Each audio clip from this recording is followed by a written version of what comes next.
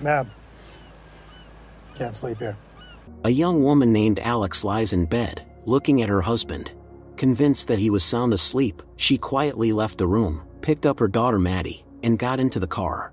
However, Sean woke up and tried to stop his wife, but she drove off anyway. It was a long drive, and almost out of gas. Sean is texting Alex, demanding her return. She has almost no means of existence, and the money was barely enough for gas. Alex cannot reach her friend, so she came to her and asked to spend the night. The girl did not mind. Realizing that Ethan, the friend's boyfriend, had already told Sean that she was there, Alex hurried to leave. She had nowhere else to go, so she had to sleep in the car. Sean constantly sends her messages, but Alex is not going back to the alcoholic husband. Alex woke up to the voice of a police officer who said that parking here is prohibited. Finding out that the woman had nowhere to live, the officer advised her to contact social services. She did just that. There are many people here who have found themselves in difficult life situations. Alex explained that she was not homeless, but her husband is an alcoholic. Sean never used physical force, but he often behaves inadequately. The police cannot charge Sean with anything. According to Alex, her parents will not help her either. She also has no job or education. The social center worker can't help Alex, because she is not in distress.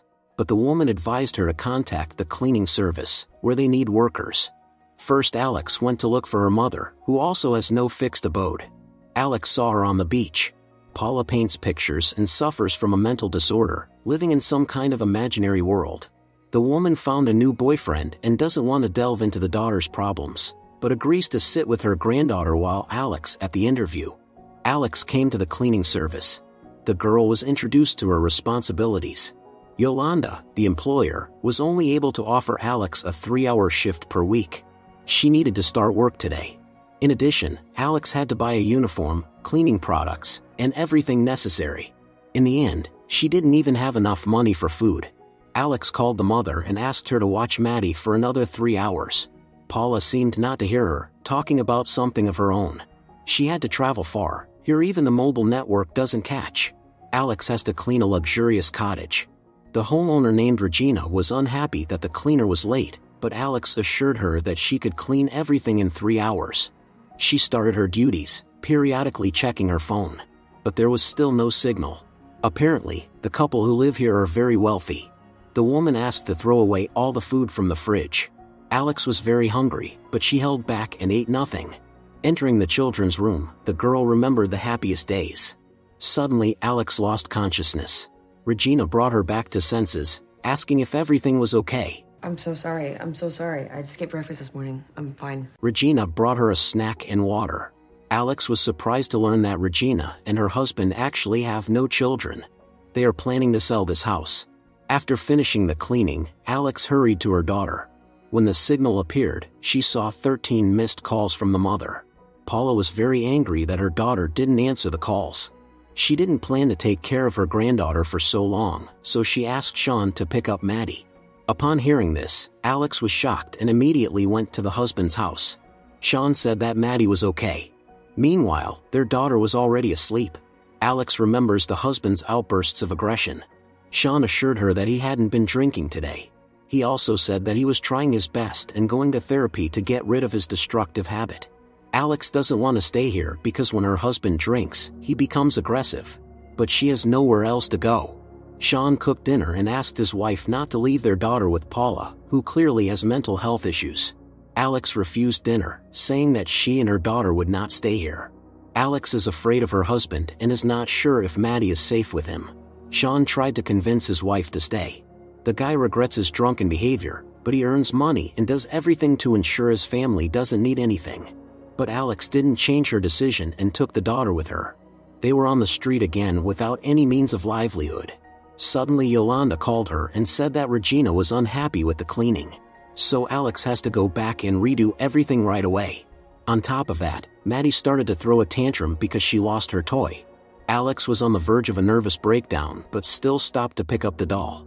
At that moment, another driver crashed into her car. Fortunately, Maddie wasn't hurt.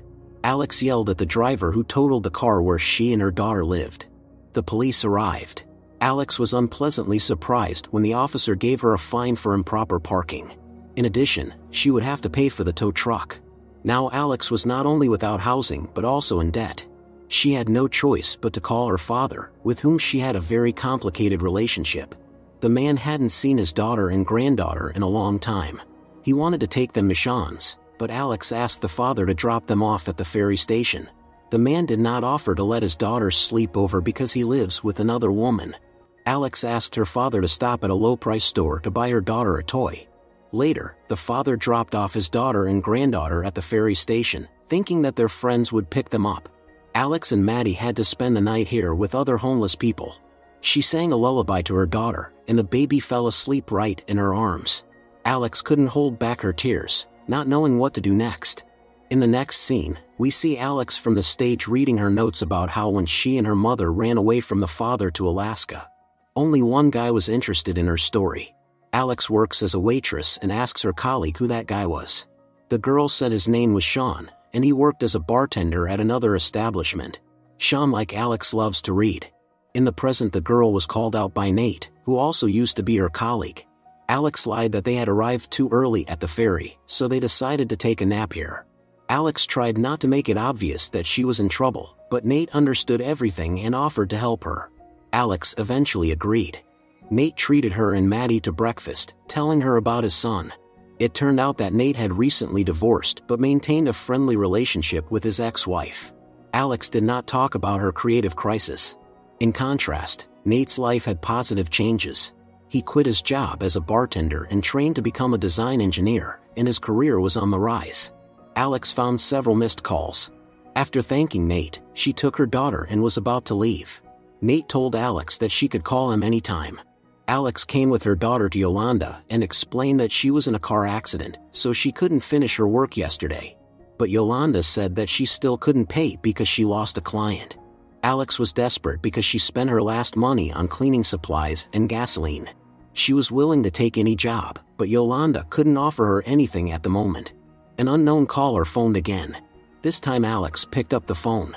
It was Sean's lawyer, who filed an emergency petition in court to immediately obtain custody of the daughter. The hearing is scheduled for tomorrow at 10 in the morning. Alex was in shock and turned to a social worker. The girl urgently needs to find housing, otherwise the daughter will be taken away from her. The only thing the social worker could offer Alex was a place in a shelter for domestic violence victims. She doubted that it was a good idea because Sean had never hit her. Nevertheless, Alex and her daughter came to the shelter. She was greeted by Denise, who promised that from now on, she and her daughter would be safe. Alex saw many other women with children. Each of them suffered from her husband. Denise showed Alex and Maddie their room, which turned out to be clean and spacious. In addition, the shelter provides women and their children with free food and basic necessities. The neighbor brought many toys for Maddie.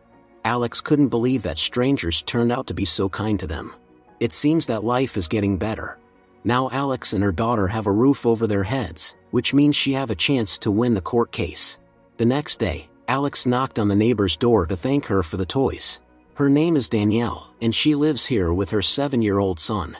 Alex's daughter is almost 3.